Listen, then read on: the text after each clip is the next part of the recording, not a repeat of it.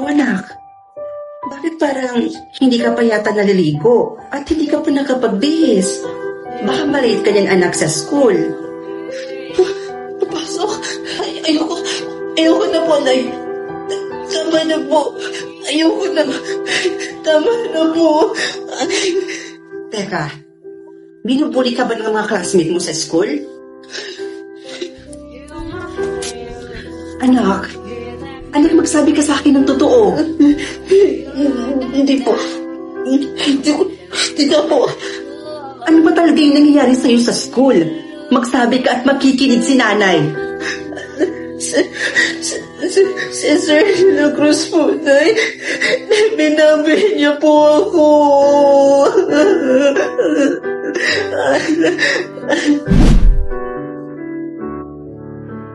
Sir, excuse me po. Oh, Rods, ba't ka nandito? Sir, please lang po. Huwag niyo naman po sana akong ibagsak. Gagawin ko po lahat, sir, para makapasa lang po ako sa inyo. Kahit anong iutos niyo po sa akin ngayon, gagawin ko po. Sure ka? Gagawin mo ang lahat? Opo, sir. Gagawin ko po lahat para lang po makapasa po ako sa subject niyo. Well, let's see. Alam mo, Rods, isa lang naman yung gusto ko eh. Ikaw. Ikaw ang gusto ko. Po? Sir? Oh, di ba sabi mo gusto mong ipasa kita? Opo. So dapat, gagawin mo lahat yung gusto ko. Sir, parang awa niyo na po. Huwag po sana sa ganitong paraan. Huwag kang mag-alala. Wala namang makakaalam eh. Sekreto lang natin to. Sir, wag po. Sige na, lumuhod ka na. Pero sir... Sabing lumuhod ka na eh.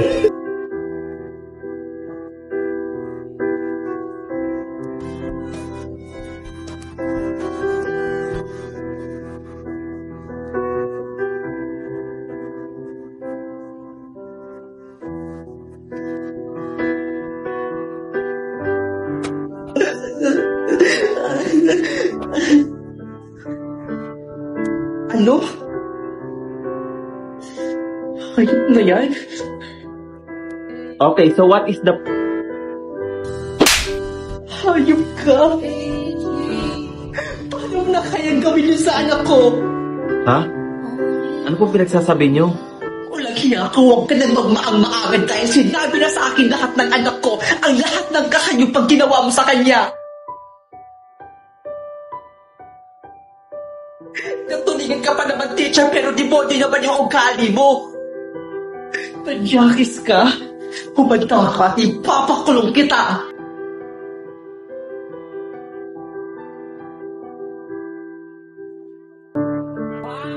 Anak, nandito na si nanay. Nay, ayoko na. Ayoko nang mabuhay, Nay.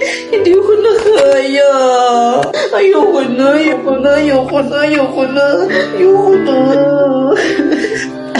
Anak, tama na. Tama na, anak ko. Uminahon ka, anak. Parang tinutulog yung puso ko, anak. Hindi ko kayang makita kang ganyan, anak ko. Kaya, anak, mangako ka sa akin. Lalaban ka at magpakatatag ka. Hindi ko kakayanin mawala ka sa buhay ko, anak ko. Hindi ko kaya, anak.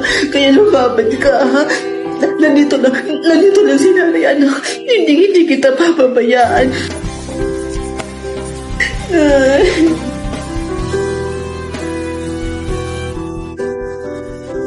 Hana.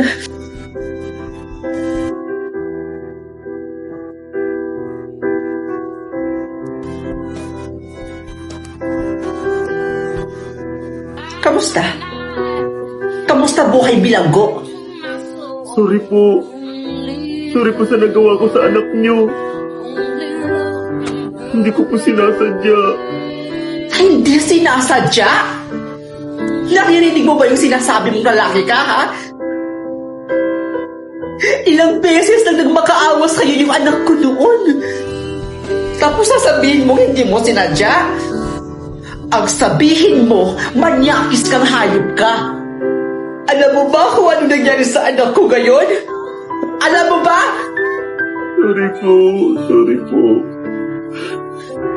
Sorry? Walang magagawa yung sorry mo, hayop ka. Wala. Alam mo, kulang pa nga itong kaparusahang ginawa sa'yo eh. Kulang na kulang pa. Mabubulok ka dito.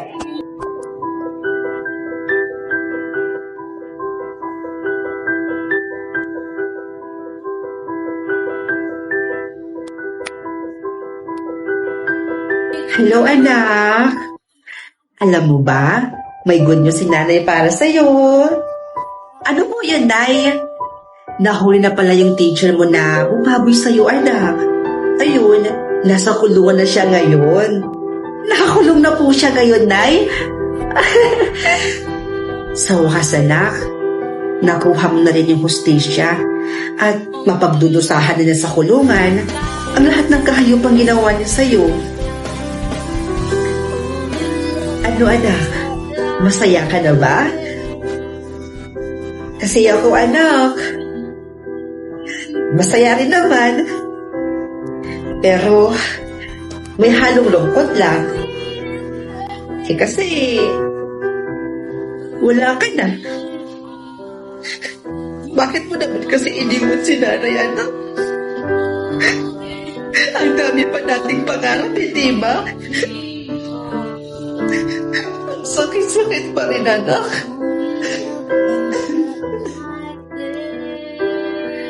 Sorry, Naya. Hindi ko na po kasi talagang kinaya eh. Kaya po ako nagpakamatay. Basta lagi mong tatandaan, anak, ha? Na mahal na mahal kita. Mahal na mahal ko rin po kayo, Nay. Sobra-sobra po. Kaya mag-iingat po kayo palagi, Naya. Sige na, anak, ha? Ako'y aalis na. Baka magbahala dito sa kakaiyak ko. I love you, anak.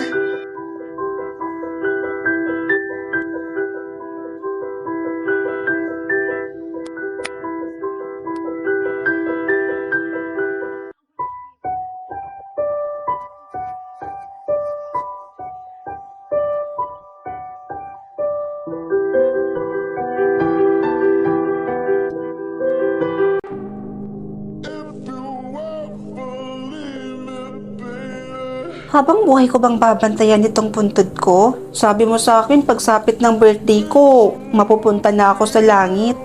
Gusto mo na ba talagang mapunta sa langit? Sige, ganito na lang, ha? Kung sino yung taong magtatagal sa puntod mo ngayong birthday mo, mapupunta ka na sa langit. Yun lang? Ang galing naman. Siyempre, yung mama ko, yung nanay ko, siya lang naman yung kakampi ko sa buhay eh. Malalaman natin yan maya-maya lamang. O ayan, may paparating na pala.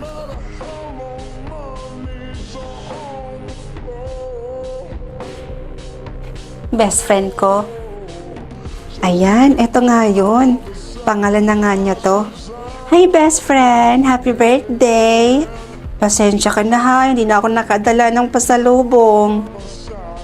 Pasensya ka na rin ha, kung hindi na kita nadalaw nung nakaraan. Paano ba naman kasi? Mawawalan na ako ng scholarship. Di mo na kasi ako napapakopya. O siya, alis na ako bes ha. May exam kasi kami ngayon. May final exam kami. Bye! Happy birthday ulit! Ano ba yan? Wala pang 1 minute, umalis na agad. Hayaan mo na. Ayaw mo ba nun? May chance ang maging tama yung sagot mo. O ayan, may paparating na pala ulit.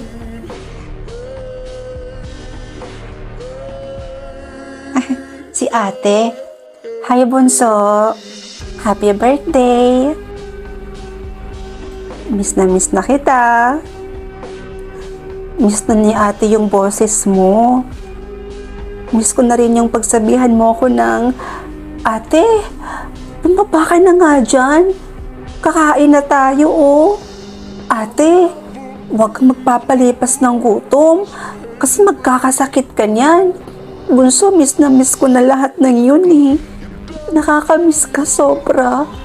Siguro kung nandito ka lang, tapos buhay ka pa, tapos birthday mo, edi sana kumala na tayo ngayon, diba? Magra-rides tayo. Diba gustong-gusto mo yon? Kaso wala ka na eh. Pero ayos lang. Okay lang. Kasi alam ko naman na masaya ka na ngayon.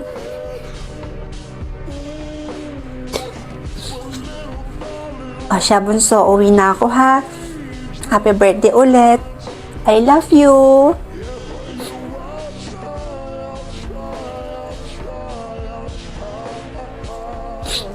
Oh, andyan na yung mama ko.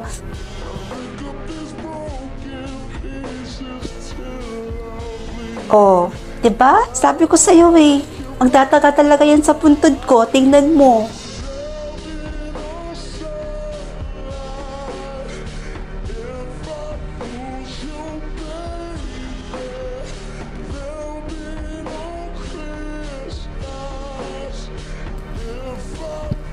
Sa ngayon, yung mama mo ang may pinakamatagal. 1 hour and 32 minutes. O ano? Tara na? Tara, punta na tayo sa langit. Oops, teka lang. Hindi pa tapos ang laban. Dahil may paparating pa. Ha? Eh, sino naman? Siya.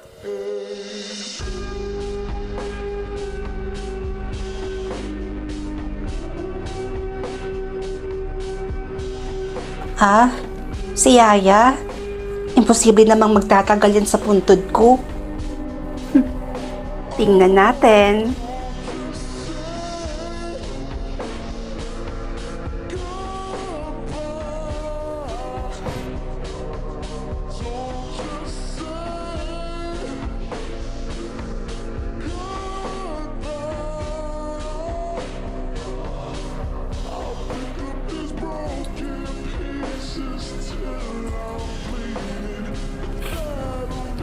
Parang imposible naman yata. Si Yaya naman kasi eh. Ano to, matatalo pa ako? Hindi pa ako makakapunta ng langit? Yaya, umalis ka na. Sa ngayon, siya na ang may pinakamatagal. 3 hours and 32 minutes.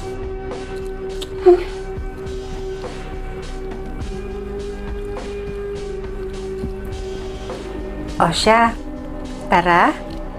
Naghihintay na ang liwanag sa atin. Ha? Eh di ba talo ako? Di ba yung usapan natin kung sino yung magtatagal sa puntod ko? Tapos yung hula ko yung mama ko?